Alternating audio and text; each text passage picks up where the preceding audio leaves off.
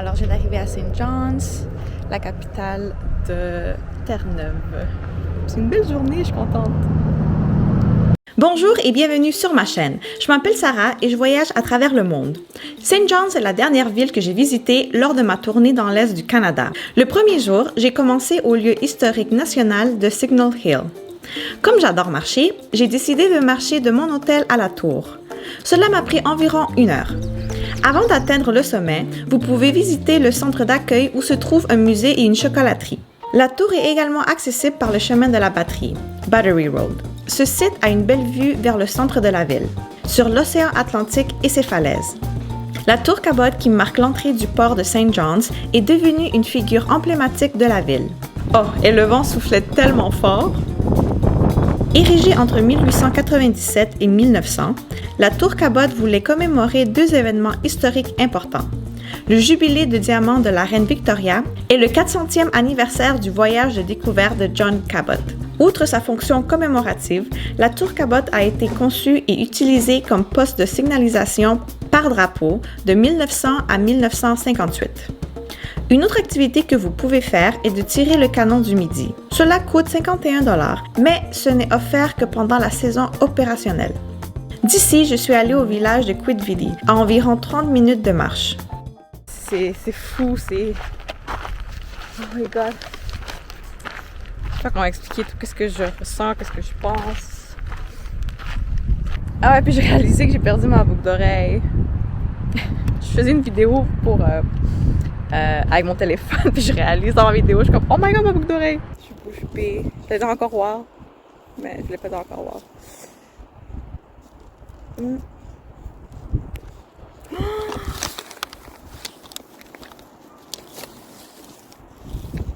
Ma boucle d'oreille!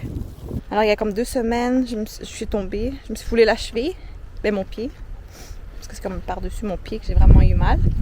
Puis j'ai encore mal.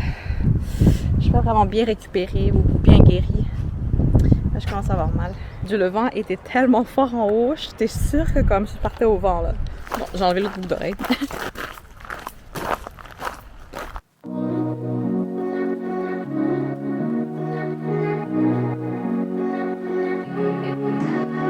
Après une courte pause, j'ai commencé à marcher vers mon hôtel.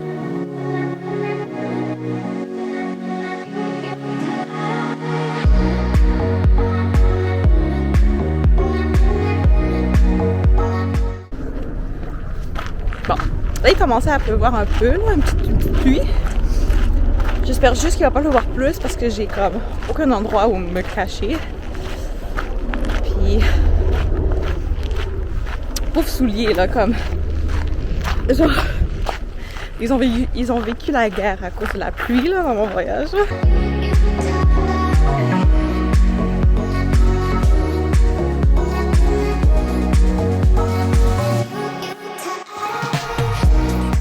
Ok, je voulais filmer cette chambre d'hôtel, que finalement, c'est une résidence universitaire. Puis c'est drôle parce que j'ai jamais été dans une résidence universitaire, puis c'est juste dans les films que je voyais ça, puis je trouve ça vraiment cool.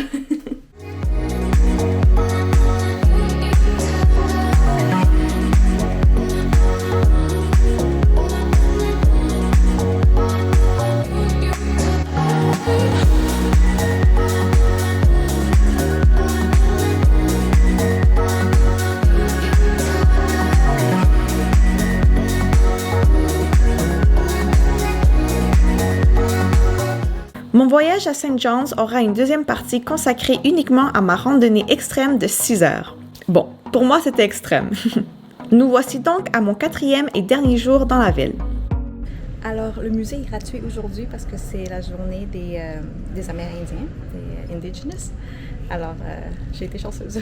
The Rooms est le plus grand espace culturel public de Terre-Neuve et Labrador.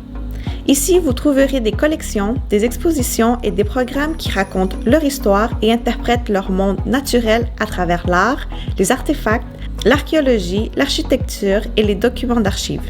Vous apprendrez également beaucoup sur l'histoire des peuples autochtones et le génocide qu'ils ont vécu sous le gouvernement du Canada entre 1831 et 1998 dans les pensionnats.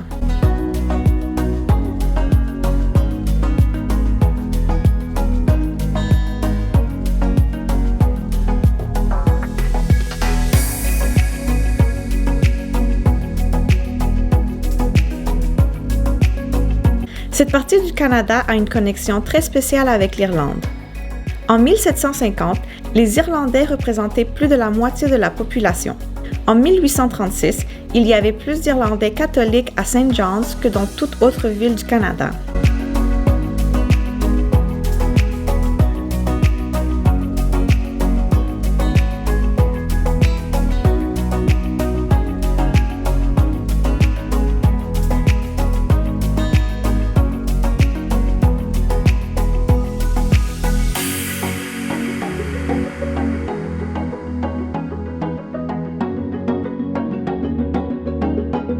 En face du musée se trouve la cathédrale basilique Saint-Jean-Baptiste. C'était le plus grand bâtiment du genre en Amérique du Nord au moment de son achèvement. Malheureusement, il était fermé quand je suis allée. J'ai continué mon chemin vers le centre de la ville. Ces maisons colorées sont authentiques de la ville de St. John's. On m'a dit que les meilleurs fish and chips se trouvent au restaurant Duke of Duckworth.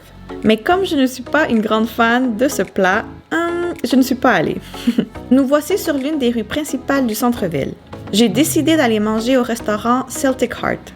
Quand j'ai commandé les calmars, j'ai été surprise quand ils m'ont dit qu'ils n'en avaient plus et qu'ils se vendent toujours rapidement.